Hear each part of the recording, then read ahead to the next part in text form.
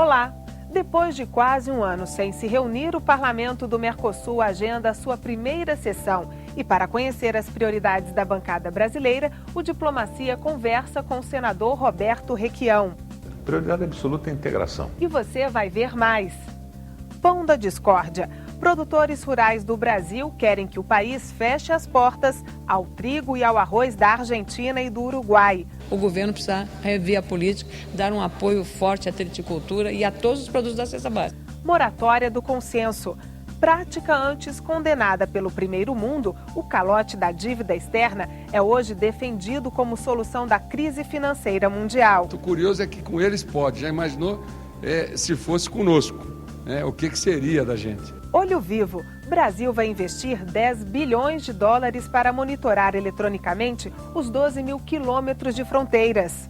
Os colombianos e a nossa Polícia Federal têm detectado indícios da presença de cartéis mexicanos já naquela região. No Arte Diplomacia, o grupo de teatro de bonecos Paralamanos, que vem da Bolívia. E você ainda confere as análises do filme argentino Garagem Olimpo e o som do projeto pacifista Tocando para Mudar.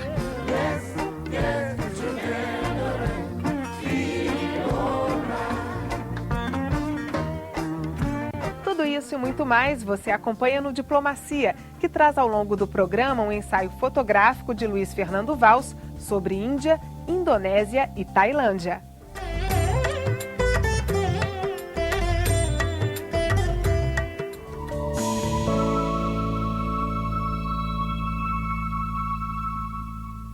$5,4 milhões turistas estrangeiros devem visitar o Brasil até o final do ano. A expectativa é que eles gastem por aqui $6,7 bilhões, uma média diária de $124. Confirmadas as previsões, este seria o melhor ano do turismo internacional brasileiro. Confira os números. 46 em cada 100 turistas estrangeiros vêm da América do Sul. Os europeus representam 31%, os norte-americanos e canadenses, 15%. E a segurança nas fronteiras vai ser aperfeiçoada. A meta é vigilância eletrônica nos 12 mil quilômetros das fronteiras brasileiras. O projeto, que deve consumir $10 bilhões, foi apresentado pelo Exército Brasileiro aos integrantes da Comissão de Relações Exteriores do Senado Federal.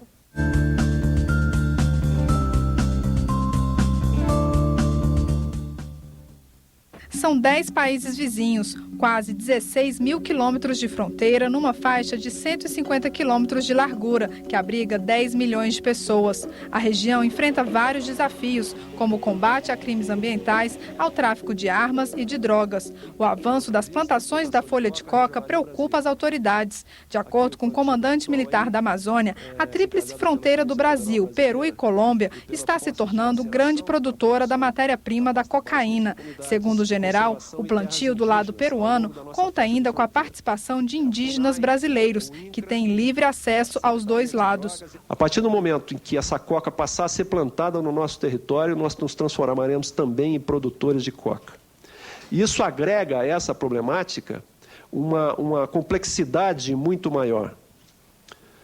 Os colombianos e a nossa Polícia Federal têm detectado indícios da presença de cartéis mexicanos já naquela região. Os cartéis mexicanos têm um modus operandi muito mais violento. Ainda é um risco estratégico a presença das Farc na fronteira amazônica. De acordo com o comandante militar da Amazônia, hoje são 87 organizações militares na faixa de fronteira, mas, segundo ele, não há presença física que garanta a segurança numa área dessas proporções. Nossas fronteiras sul, talvez o ponto mais nevrálgico seja a tríplice fronteira, levando em consideração que há numerosas comunidades de origem árabe que, digamos, comercializam um volume grande de dinheiro, se constitui um centro de lavagem de dinheiro e talvez isso traga problemas em termos de financiamento a grupos terroristas. É preciso investir em tecnologia. Para isso, o Exército está desenvolvendo o Sistema Integrado de Monitoramento de Fronteiras. O CISFRON vai custar R$12 bilhões e deve ficar pronto em 2020. Ele se baseia num sistema de sensores colocados sob a linha de fronteiras. Aí vão radares terrestres, radares aéreos, veículos não tripulados, enfim, todo tipo de sistema de monitoramento, interligado a um sistema de comando e controle, que por sua vez estará interligado às unidades operacionais capazes de dar resposta em tempo real às ameaças que forem detectadas em tempo real. Reunidos na França, os líderes das 20 maiores economias do planeta não conseguiram construir uma saída para a crise financeira mundial. A crise abala as economias dos países desenvolvidos e também bate às portas de países emergentes como o Brasil. Para muitos, a saída é uma só: moratória de parte da dívida pública, interna e externa das nações endividadas. As possíveis soluções para a crise e seus impactos sobre o Brasil é o tema de hoje do Dossiê Diplomático.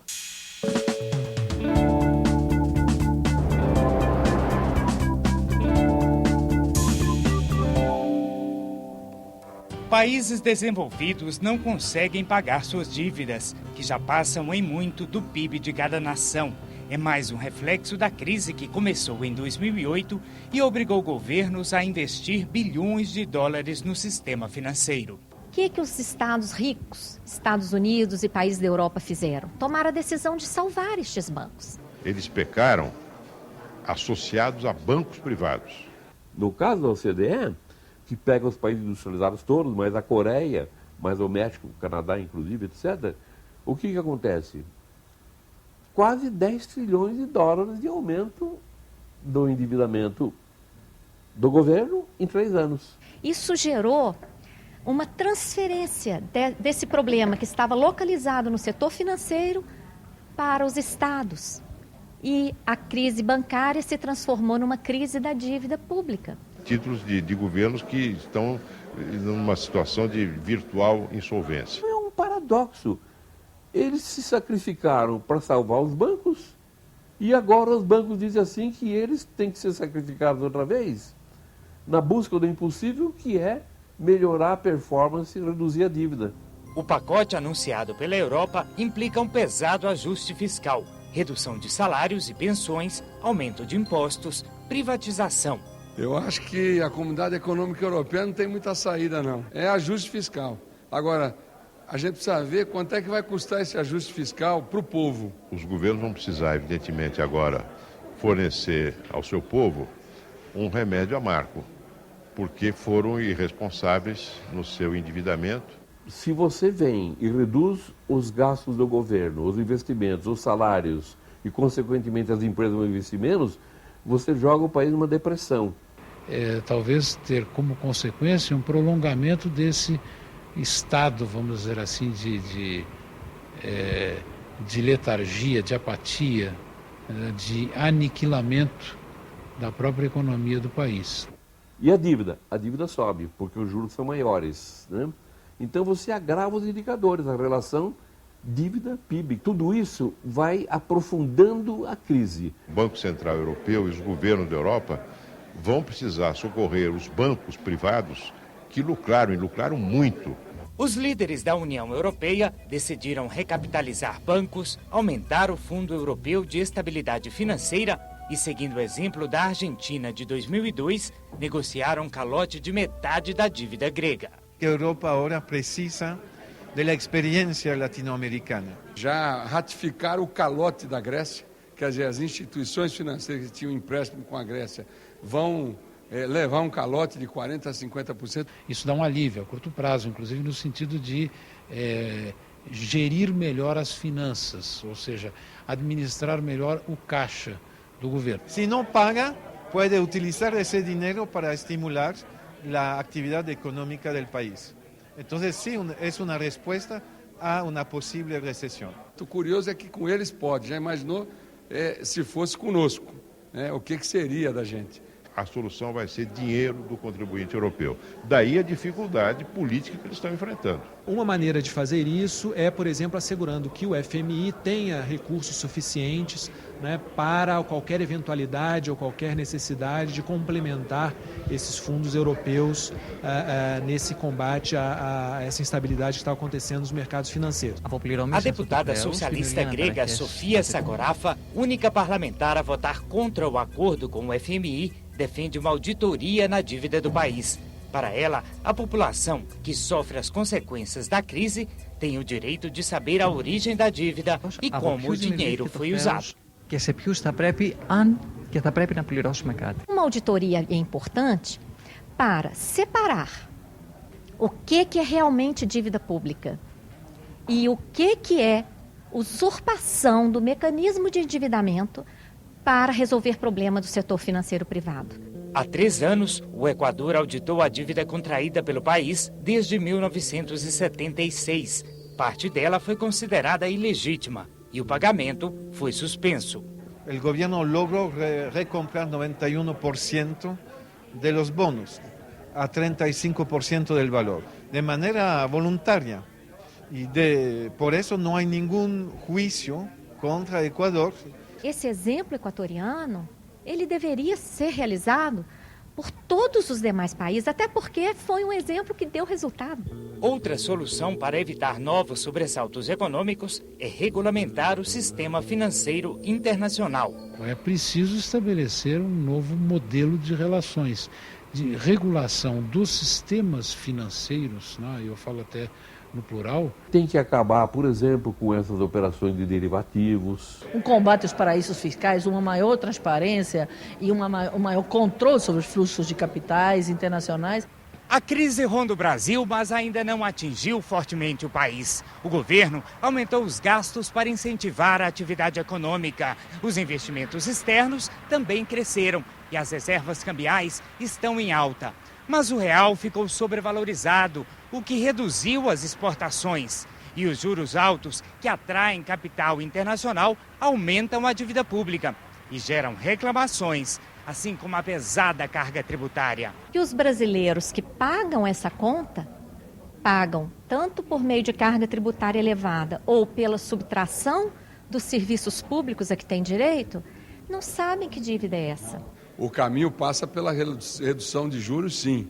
Cada aumento de juros é 11 bilhões a mais de serviço da dívida. O que eu não acho natural é um país como o Brasil manter a moeda valorizada, abrir o seu mercado para o mundo, para tudo quanto é bagulho do mundo, e dificultar a produção interna e impossibilitar que você venda ao exterior um produto que não seja só de minério de ferro.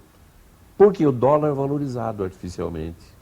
Os países emergentes estão dispostos a ajudar a recuperação europeia, mas querem participar mais das decisões, já que a economia mundial depende cada vez mais do desempenho de países como os pertencentes ao BRICS. O Brasil está dando a sua contribuição para o crescimento mundial, ou seja, está gerando demanda para o mundo, né, de certa forma. A participação brasileira não é apenas uma questão de solidariedade internacional. Para evitar que a economia nacional seja contaminada, o Brasil torce pelo pronto restabelecimento europeu. Que se cai o preço, cai a demanda deles, eu vou quebrar tudo aqui dentro. Se a China puxar para baixo, não é que eu vou ter a China perdendo os meus negócios com a China. É que o mundo vai perder e vai murchar. Nós vamos ter um crescimento mediano, talvez em certo sentido modesto em relação à própria capacidade de crescimento da economia brasileira, provavelmente com repercussão, né, pelo menos até o ano que vem, talvez por mais 2 anos. É evidente, o Brasil vai sofrer, mas nós estamos fazendo tudo para mitigar esses efeitos. A seguir, produtores rurais do sul do Brasil pedem ao governo medidas que protejam a produção nacional de trigo e arroz face às importações do Mercosul. A gente volta em 1 minuto.